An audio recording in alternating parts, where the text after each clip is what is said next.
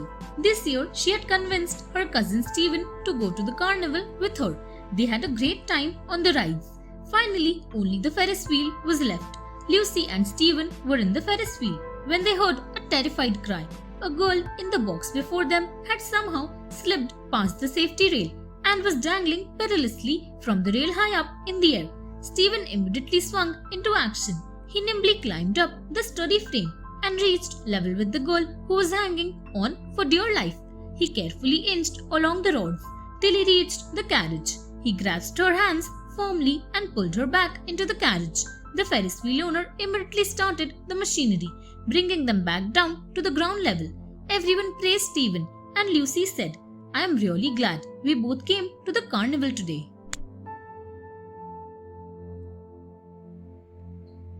Watched away.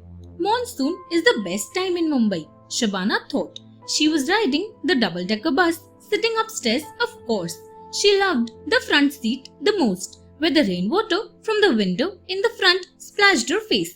Lost in her thoughts, Shabana missed her bus stop.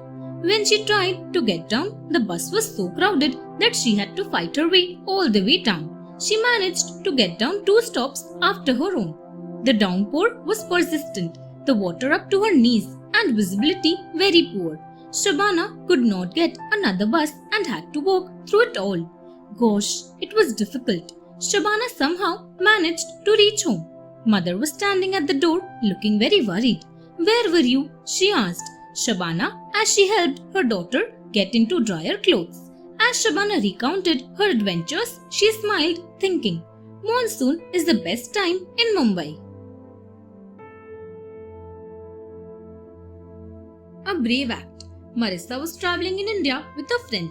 They had just reached a famous temple situated on the mountains. As the students of history, they were interested in studying the temple and knowing more about it. The temple was beautiful. They walked inside and were admiring the beautiful work of architecture when they heard a loud clap.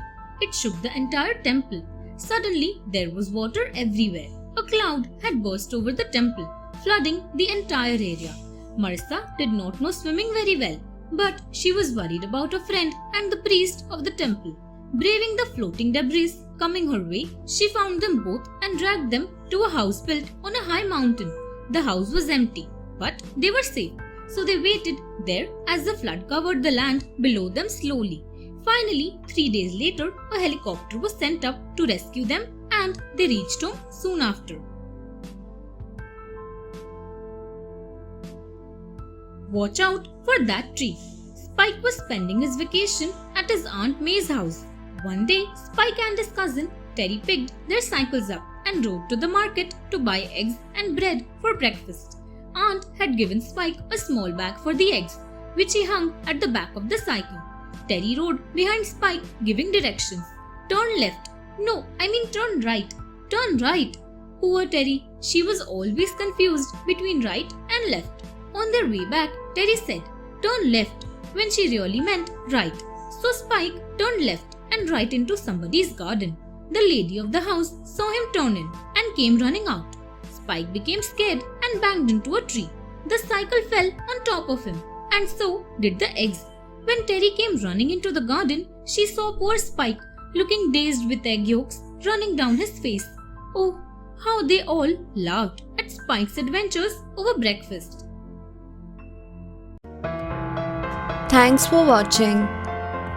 Do like, share, subscribe to Sahil Book House.